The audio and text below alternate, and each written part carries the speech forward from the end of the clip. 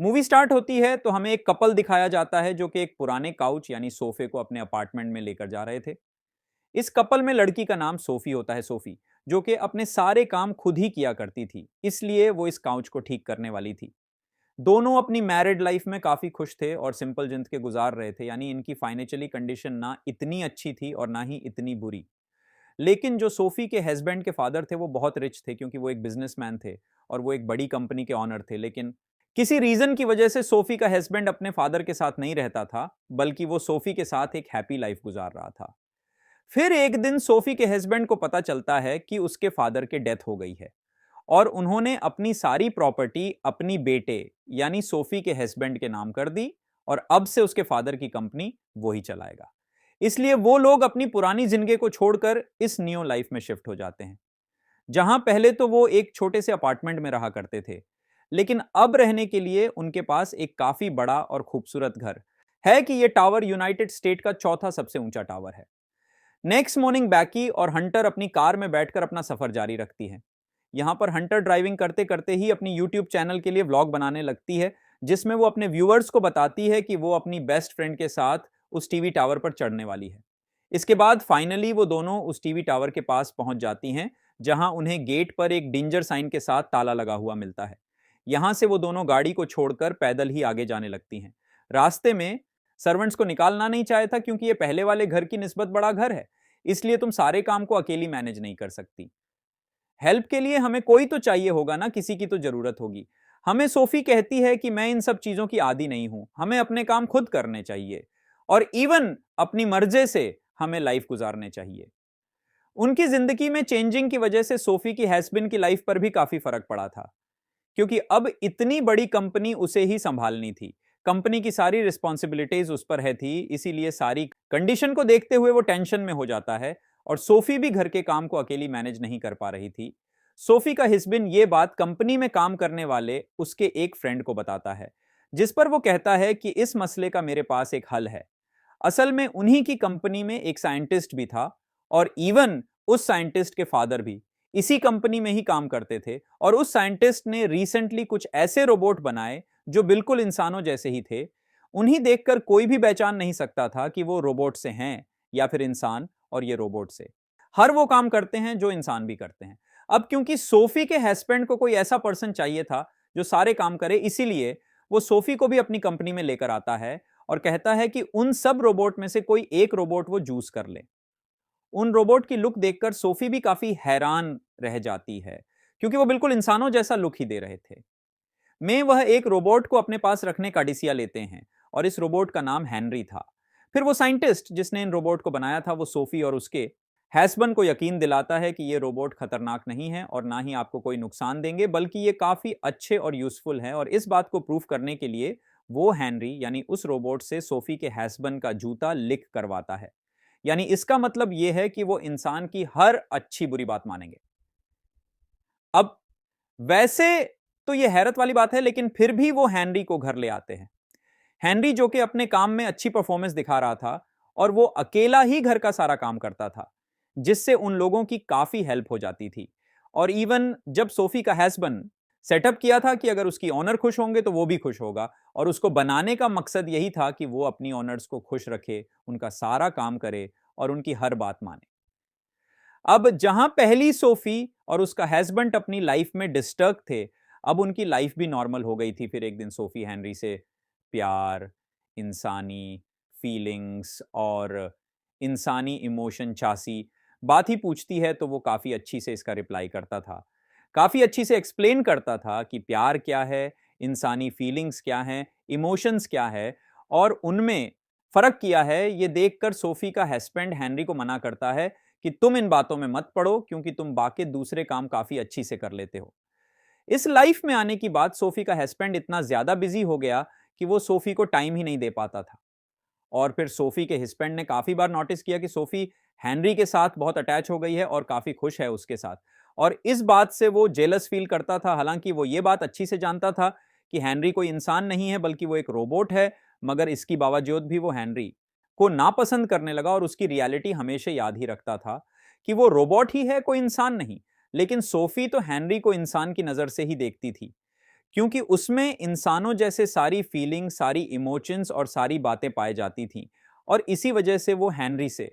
लेकिन ये बात सोफी की हस्बैंड को पसंद नहीं आती, और वो सोफी को काफी समझाने की कोशिश करता है कि देखो, उसे इंसान मत समझो, उसे इंसान नहीं है, वो रोबोट है, और उसकी साथ ऐसे ट्रेट मत करो कि वो एक इंसान है। क्योंकि उन्होंने पहले ही बता दिया था कि वो हेनरी को जैसा माहौल देंगे, यानी हेनरी की साथ जैसा ट्रेट किया जाएगा, बदले में वो वैसे ही ट्रेट करेगा। और अगर उनने हेनरी को इंसान समझ लिया, तो वो भी खुद को इंसान ही समझने लगेगा। लेकिन सोफी अपने हैजबिन की बात नहीं मानती, क्योंकि हेनरी तो बिल्कुल इंसानों की तरह ही था, परफेक्ट था, अपना काम अच्छी से करता था, और जैसे इंसान गलती करते हैं वो गलती नहीं करता था। फिर एक रात सोफी को कुछ आवाजें सुनाई देती हैं, इसलिए वो हेनरी को उसकी जगह पर देखने जाती है, लेकिन वो वहां पर नहीं होता, और दरवाजा खुला था। और फिर सोफी देखती है कि हेनरी घर के गार्डन में लेटा हुआ है, और जब वो उसके पास जाती है तो उसे रियलाइज होता है कि ये तो कोई ड्रीम देख रहा है। अब रोबोट में ये कॉन्सेप्ट काफी यूनिक और काफी अजीब था, इसलिए सोफी का हस्बैंड हेनरी को जगाता है, और वो उसे दोबारा से घर के अंदर ले जाते हैं। फिर अगले दिन वो उस साइंटिस्ट को इस प्रॉब्लम के बारे में बताते हैं कि आधी रात को हेनरी घर के गार्डन में चला गया था, इसलिए वो साइंटिस्ट उनके घर आता है और हेनरी को चेक करता है, और वो लोगों को बताता है कि हेनरी में कोई प्रॉब्लम नहीं है, ये एक छोटा सा फॉल्ट या फिर एरर था, जो हर कंप्यूटर रोबोट्स में आना एक नॉर्मल बात है, और नेक्स्ट टाइम ऐसा नहीं होगा, आपको ऐसे शिकायत नहीं होगी। सोफी उस साइंटिस्ट को ये बात भी बताती है कि मैंने तो इसे ड्रीम देखते हुए भी नोटिस किया है, जिस पर वो साइंटिस्ट कहता है कि हेनरी आपके साथ पिछली काफी दिनों से रह रहा है, इसलिए उसने आपके बारे में कुछ सोचा होगा, और उसमें कुछ इमोशंस, कुछ फीलिंग्स भी क्रिएट हो गई हैं। अब क्योंकि आपने हेनरी को इंसानों जैसे फीलिंग्स दिन, इसलिए वो खुद को इंसान ही समझने लगा। ये बात सुनकर सोफी का हस्बैंड उस पर गुस्सा करता है कि ये सब कुछ तुम्हारी वजह से हुआ है, तुम रिस्पॉन्सिबल हो, तुम तो उसके साथ ऐसे रिएक्ट कर रही हो जैसे वो सचमुच को इंसान ही हो, इसलिए उसमें ये एरर आया, और अब से तुम भी सिर्फ यही समझोगी कि वो सिर्फ एक रोबोट ही है, एक मशीन है, बस क्योंकि उसमें कोई फीलिंग्स नहीं पाई जाती। उसने बस वही करना है जो हमने उसे कहना है। लेकिन सोफी हेनरी के बारे में ये नहीं सोचती थी, और ना ही वो सोचने वाली थी, और इस बात की वजह से उन दोनों हस्बैंड वाइफ में नाराजगी हो जाती है। इसीलिए अब सोफी का हस्बैंड हेनरी को समझाता है कि तुम मेरी वाइफ से दूर रहो, और ना ही तुम उसके साथ टाइम स्पेंड करोगे, और ना ही उसके साथ बुक्स पढ़ोगे। यह सुनकर हेनरी सोफी के हस्बैंड से पूछता है कि क्या मुझसे कोई गलती हो गई है, जिस पर सोफी का हस्बैंड कहता है कि जो मैंने तुम्ही कह दिया है तुम उस पर अमल करो, आगे से सवाल मत करो। नेक्स्ट डे हेनरी जब यह बात सोफी को बताता है, तब सोफी नाराज होकर घर छोड़कर चली जाती है। अब हेनरी, जो कि काफी इंटेलिजेंट था, वो सोफी के हस्बैंड को समझाने की कोशिश करता है कि आप हस्बैंड वाइफ में जो भी प्रॉब्लम्स हैं वो मेरी बात से नहीं है, और रियलिटी भी यही थी। ये सब कुछ इस न्यू लाइफ में आने की बाद हुआ, क्योंकि वो एक दूसरे से दूर हो गए, एक दूसरे को ज्यादा टाइम नहीं दे पा रहे थे, और इसी वजह से सोफी हेनरी की तरफ अट्रैक्ट हो गई, वो उसे अच्छा लगने लगा।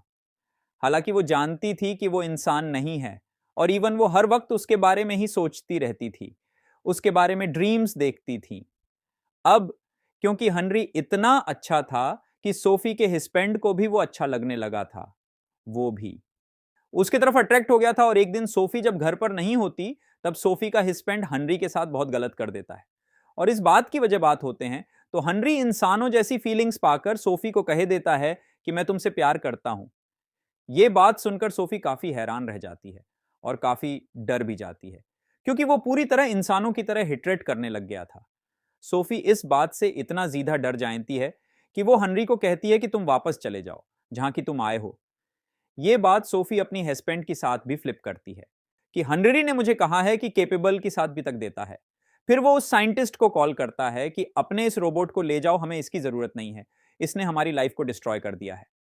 लेकिन हेनरी तो अब पूरी तरह बदल चुका था, और उससे यह बात भी पता चल गई थी कि ये लोग बहुत जल्द उसे डिस्ट्रॉय करने वाले हैं। इसलिए वो सोफी को काफी रिक्वेस्ट करता है कि प्लीज मुझे यहां से मत भेजिए, मुझे यहां रहना काफी अच्छा लग रहा है, प्लीज मुझे डिस्ट्रॉय मत कीजिए, मैं मानता हूं मैंने गलती की है, मैंने गलत कहा है आपको, मैं शर्मिंदा हूं उसके।